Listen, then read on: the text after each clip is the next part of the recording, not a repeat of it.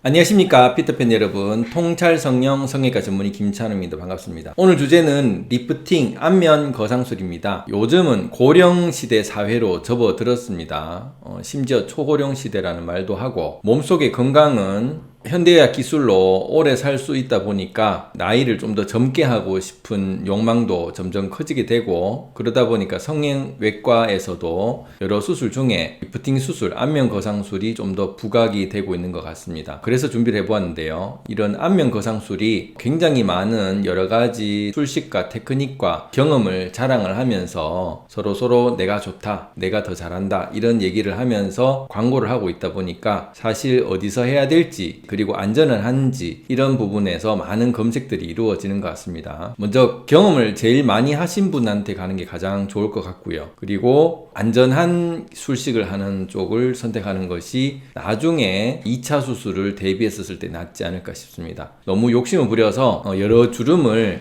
하나의 수술 테크닉으로 다 펴겠다고 욕심을 부리게 되면 아무래도 거상술의 범위가 거상을 하는 그 피부를 더 많이 일으켜야 되고, 그 일으키는 과정에서 안면 신경을 다칠 확률이 좀 더 높아질 가능성이 많습니다. 그러다 보니까 저는 좀 더 안전한 쪽으로 여러분들이 수술을 택하는 게 좀 좋지 않겠나 싶어서 설명을 드리고자 합니다. 먼저 이 주름살 수술을 제대로 하려면 피부를 열고 스마스라는 그 얼굴 근막층을 잡아당기게 되는데, 그 근막층을 좀 더 제대로 잡아당기고 이 팔자주름도 펴고 또 광대도 올리고, 이런 여러가지 술식을 하려고 하면 피부를 좀 더 많이 얇게, 그리고 좀 더 안쪽으로 깊이 들어가게 되기 때문에, 그러면 어떤 사람은 또 괜찮지만 또 어떤 사람은 피부가 괴사가 된다든지, 어떤 사람은 또 신경이 이제 너무 앞으로 나와서 신경이 다치게 된다든지, 이런 여러 가지 일들이 생기게 됩니다. 그러면 그 어떤 선생님한테 수술을 잘한다고 해서 가봤는데 나는 결국 안면마비가 생기고 나는 피부 괴사가 생기면 좀 당황스러울 가능성이 많습니다. 그래서 차라리 효과를 극대화시키기보다는 좀 문제가 안 생기는 방향에서 지금보다 개선을 시키는 쪽으로 하는 것이 낫지 않겠냐라는 생각이 듭니다. 제가 하는 안면 거상술 술식은 첫 번째는 흉터를 최소화하도록 하는 것을 우선으로 삼고 있습니다. 그래서 쪽으로도 많이 올라가지 않고 위에 있는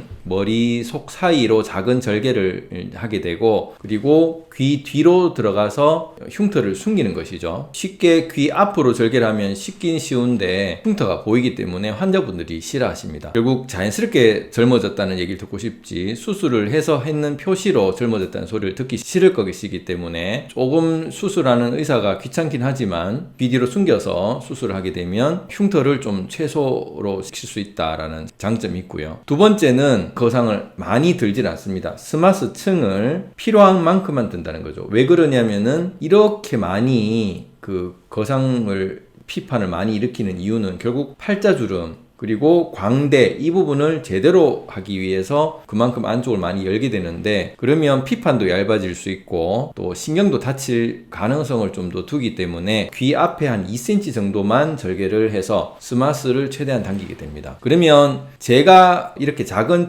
스마스 피판을 열더라도 효과를 좀 극대화 시킬 수도 있는 이유는, 첫 번째는 무턱인 환자는 턱 옆에 살들이 많이 처졌기 때문에 그 단순히 거상술로 하기보다는 뼈를 좀 완성을 시켜서 떡끝을 내면 옆으로 위로도 당기고 앞으로 밑으로도 내리기 때문에 같이 잡아주기 때문에 벼상술의 효과를 극대화시킬 수 있다는 것이고요. 또 우리가 아시아 계통에서는 광대가 넓다든지 턱이 넓다든지 이렇게 됐었을 때는 거상술을 했었을 때 아무래도 여기에서 각이 꺾이기 때문에 이렇게 서양인들이 쫙 그 거상술을 해줬을 때 효과만큼 드라마틱한 효과를 내기가 힘들죠. 그런 경우는 제가 뼈 수술을 같이 추천드립니다. 그래서 광대 수술이라든지 턱 수술을 해서 턱도 좀 갸름하게 하고 광대도 좀 더 줄이면 마치 서양 골격처럼 만들고 나서 피부를 당기기 때문에 조금만 열더라도 효과를 좀 많이 보기가 좋다는 것이죠. 그래서 동시 수술이 가능합니다. 거상수술과 윤곽수술을 동시에 할 수 있다. 보통은 윤곽수술을 하시는 선생님이 따로 계시고 거상술을 전문으로 하는 선생님이 따로 계시다 보니까 하루 날 잡아서 동시에 해야 되는데 그게 쉽지가 않죠. 그러다 보니까 큰 병원에서는 따로따로 하시는 걸 추천을 많이 드리는데, 저는 원래 뼈를 전문으로 하는 의사이고 거기에서 거상술을 같이 하다 보니까 이렇게 동시에 할 수 있는 장점이 생길 수 있다는 것입니다. 그래서 동시에 할 수 있는 의사가 있다면 그런 분한테 찾아가는 것이, 단순히 노화만 상담하는 게 아니라 얼굴뼈를 상담을 해서 동시에 하는 것이 유리하느냐, 이런 것들도 할 필요가 있다는 것이고요. 세 번째는 이 팔자주름을 결국은 이렇게 얇피판을 2cm 정도만 들어서 팔자주름까지는 교정이 쉽지 않기 때문에 제 같은 경우는 절개를 해서 스마스층을 떼내고 그 떼낸 스마스층을 팔자주름에 이식을 해줍니다. 결국 이만큼 들어서 팔자주름을 펴주는 게 아니라 팔자주름 깊은 곳을 터널을 만들어서 스마스층을 집어넣는 것이죠. 그러면 이렇게 멀리 여행을 가나 그냥 가까이서 바로 넣나 큰 차이가 없기 때문에 좀 더 안전하게 팔자주름을 고치려다가 피판을 너무 들어서 피판 괴사나 신경마비 등을 피해서 우리가 팔자주름을 할 수 있는 또 좋은 점이 되고, 제거했는 피판을 쓰레기통에 버리지 않고 재활용을 할 수 있다는 장점도 되기 때문에 여러 가지 좋지 않겠나. 그래서 그렇게 하면은 이 부분에 열었던 부분이 닫히기 때문에 그 흉터 부분도 적고 수술한 흔적도 적어서 여기에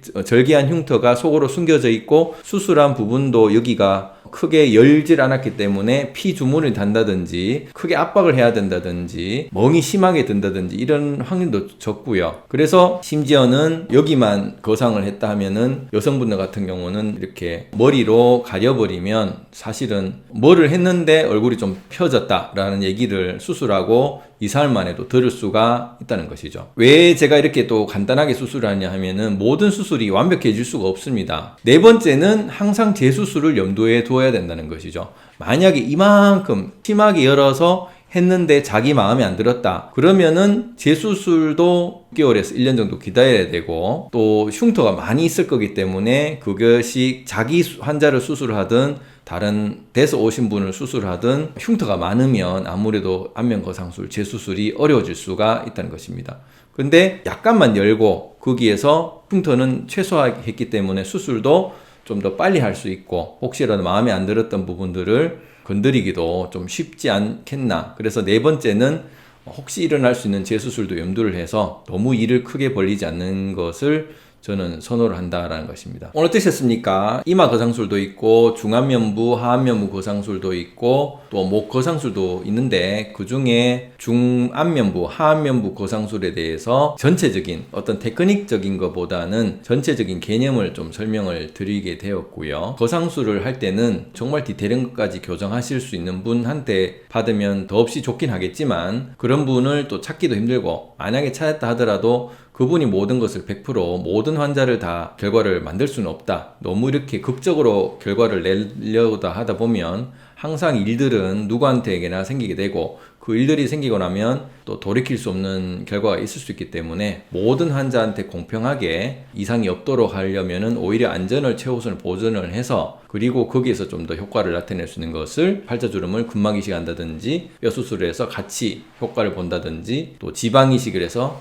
꺼져 있는 부분을 채운다든지 해서 보조요법을 쓰게 되면 좀 더 안전하고 효과를 만족할 수 있는 방법으로 여러분들이 선택할 수 있지 않겠나 싶습니다. 감사합니다.